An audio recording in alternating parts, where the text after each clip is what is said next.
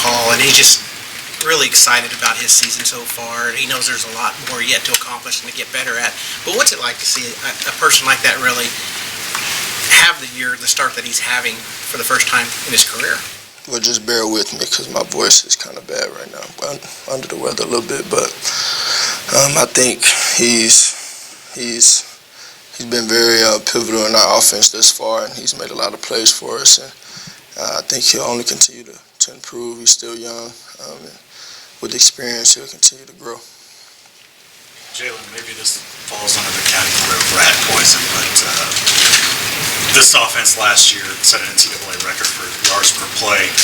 This offense this year through 4 games is, I think, 2 yards better than that.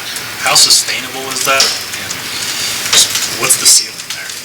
No, I ain't feeling too good right now, and me hearing rat poison don't help. Make me a little sicker. I'm trying to get better right now. What's the diagnosis, Jalen? It's not major. I'll be okay. Is there anything that you can compare to Alabama as far as the H-back position and that you utilize there, and what's it been like having that at your disposal so far, the way it's used in this offense? I don't want to make comparisons. I've been fortunate enough to play with some great players in the backfield and at the tight end position at Alabama, and the same here. And to each their own in the way we use them, but it's been productive. And what is unique about the way Oklahoma uses it in your mind? It's just a different approach. Philosophy is different. And I think it's just different type of players being used in very productive ways. What did you like about what you saw from your teammates during the bye week? It sounds like it was a really productive time for you guys. The bye week came really early, very different. Very different, earlier than usual, but I think we kind of took the right approach with it. Wasn't perfect, but very beneficial for us, and I think we came out with the right energy going into Texas Tech game. How much did it benefit just you personally? Kind of Lincoln talked about, getting to spend some more time with you, going over some things, and just kind of reevaluating things. It benefited us. It was helpful. Bye week's over with. Texas Tech is over with. We got to get ready for Kansas. Jalen, how's the development been for Ian McIver? Because I know when you first got here, Creed was unable to go through the spring. I know Ian probably got a lot of snaps and reps with you. What's it been like seeing his development get to the point where he's getting some meaningful snaps in games? I got a lot of respect for that guy. He battles. He was overlooked at one point, and he takes advantage of his opportunities. And he's a crucial and pivotal part of our team. Anything can happen at any moment, and I know for sure that guy's going to be ready, and he's going to be ready.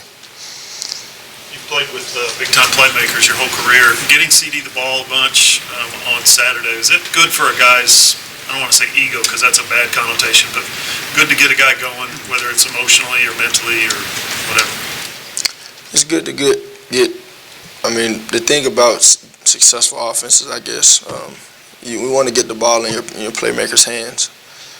CD is a big-time playmaker for us, and he got off Saturday. Jaden Hazelwood's made a couple plays on Saturday for you. What have you seen from him that's impressive, obviously, just being a true freshman? He plays like a grown man. He's young, but he plays like a grown man. He's a big boy. He plays like that.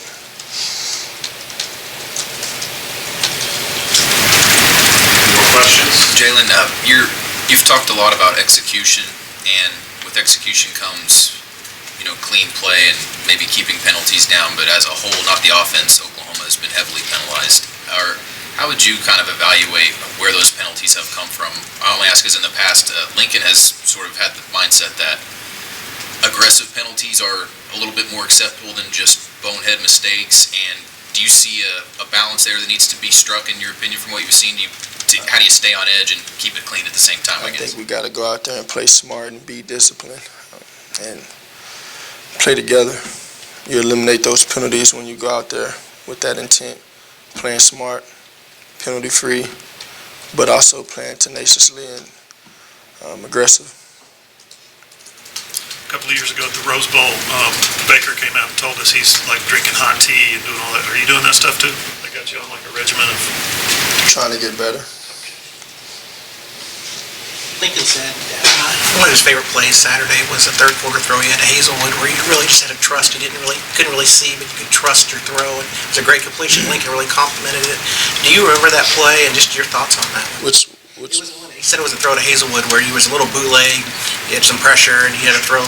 Just trust your throw. I had a free defender in my face, and I had to kind of sit there, maneuver a little bit, back up a little bit, and make the throw. When you prepare for those types of things, and it kind of unfolds, it's good to see it unfold the way it does because you've prepared for that moment, that situation. Time for one more.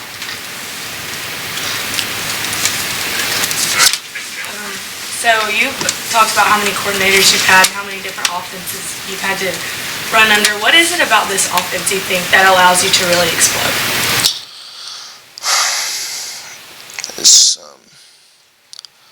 It's different.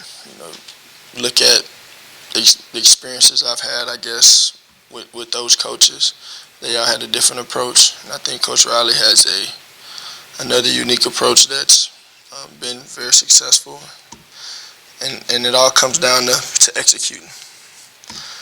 You know, I tell them it ain't none of this about any individual. None of it's about any coach, any player. It's about us doing it together and executing together.